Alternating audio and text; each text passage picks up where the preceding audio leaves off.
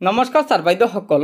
সদৌ অসম চৰকাৰী NPS কৰ্মচাৰী সন্থাই ৰাজ্যৰ চৰকাৰী কৰ্মচাৰীসকলৰ বাবে আজি এটা অত্যন্ত গুৰুত্বপূৰ্ণ খবৰ দিছে, যিটো খবৰ ৰাজ্যৰ প্ৰতিজন চৰকাৰী কৰ্মচাৰীয়ে জনাটো অত্যন্ত প্ৰয়োজন।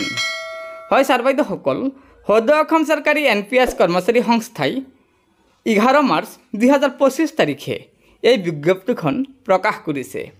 বিজ্ঞপ্তিখনৰ প্ৰথমতে আছে প্ৰতি মাননীয় সভাপতি, সম্পাদক প্ৰধান, প্ৰধান সম্পাদক, সাধাৰণ সম্পাদক, অসমৰ সমূহ শিক্ষক কৰ্মচাৰী শ্ৰমিক সংস্থা সংঘ। বিষয় আছে ইংৰাজী 24 মাৰ্চ 2025 তাৰিখৰ OPS পুনৰ প্ৰতিষ্ঠাৰ দাবীত কৰ্মবিৰতি আৰু দিছপুৰ চলো কাৰ্যসূচীলৈ সহযোগিতাৰ বাবে অনুৰোধ।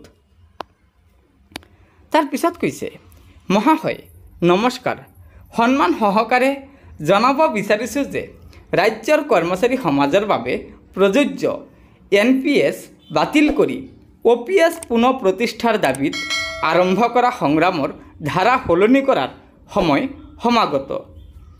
যিহেতু যি ক্ষেত্ৰত ৰাজ্যৰ শিক্ষক কৰ্মচাৰী সমাজৰ বাবে OPSৰ দাবী সৰ্বত্ৰ হৈছে, আনফালে কেন্দ্ৰীয় চৰকাৰে ঘোষণা কৰা UPS নামৰ অৰ্থাৎ ইউনিফাইড পেঞ্চন স্কিম নামৰ এক নতুন ব্যৱস্থাক কোনো সংযোজন নকৰাকৈ অসমত বলবৎ কৰি কৰ্মচাৰী সমাজক অধিক ভীতিগ্ৰস্ত কৰাই নহয়, ধৰ্ম সংকটত পেলাইছে।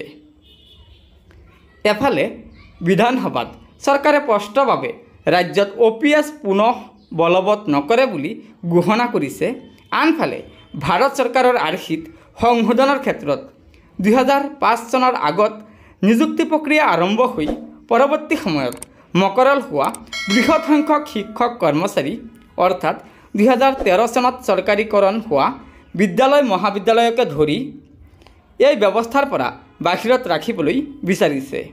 এক কথাত কৰ্মচাৰী সমাজৰ অৱসৰী জীৱন সুৰক্ষাৰ বাবে তীব্ৰ গণতান্ত্ৰিক সংগ্ৰামৰ গত্যান্তৰ নাই। যোৱা ইংৰাজী 14/12/2024 তাৰিখে সদৌ অসম পশু চিকিৎসা ক্ষেত্ৰ সহায়ক সন্থাৰ কাৰ্যালয়ত অসমৰ শিক্ষক কৰ্মচাৰী শ্ৰমিক সংস্থা সংঘৰ সভাৰ সিদ্ধান্ত অনুসৰি অহা ইংৰাজী 24 মাৰ্চ 2025 তাৰিখে অসমৰ শিক্ষক কৰ্মচাৰী সমাজে কৰ্মবিৰতি পালন কৰাৰ লগতে দিছপুৰ চলো কাৰ্যসূচীৰে অসম চৰকাৰৰ সন্মুখত প্ৰতিবাদ সাব্যস্ত কৰি পুৰণি পেঞ্চন ব্যৱস্থা পুনৰ বলবৎ কৰাৰ দাবী জনাব। অসমৰ কৰ্মচাৰী সমাজৰ সুৰক্ষাৰ স্বাৰ্থত আপোনালোকৰ সম্পূৰ্ণ সহযোগিতা আৰু দিহা পৰামৰ্শ আন্তৰিকতাৰে কামনা কৰিলোঁ। আপোনাৰ বিশ্বাসী সদৌ অসম চৰকাৰী NPS কৰ্মচাৰী সন্থাৰ সভাপতি আৰু সম্পাদক প্ৰধান। গতিকে ছাৰ বাইদেউসকল, আপোনালোকে নিশ্চয় জানিব পাৰিলে যে অসম চৰকাৰে 1 এপ্ৰিল 2025 পৰা কাৰ্যকৰী হোৱাকৈ ৰাজ্যৰ চৰকাৰী কৰ্মচাৰীসকলৰ বাবে নতুনকৈ UPS প্ৰৱৰ্তন কৰিব আৰু এই UPS বাতিলৰ দাবীত আৰু পুৰণি পেঞ্চন পুনৰ প্ৰৱৰ্তনৰ দাবীত সদৌ অসম চৰকাৰী NPS কৰ্মচাৰী সন্থাই অহা 24 মাৰ্চ 2025 তাৰিখে কৰ্মবিৰতি পালন কৰাৰ লগতে দিছপুৰ চলো কাৰ্যসূচী গ্ৰহণ কৰিছে আৰু এই কাৰ্যসূচীত সমগ্ৰ অসমৰ শিক্ষক কৰ্মচাৰীক উপস্থিত থাকিবলৈ আহ্বান জনায়। গতিকে ছাৰ বাইদেউসকল, এয়া নিশ্চয় ৰাজ্যৰ চৰকাৰী কৰ্মচাৰীসকলৰ বাবে এটা অত্যন্ত গুৰুত্বপূৰ্ণ খবৰ।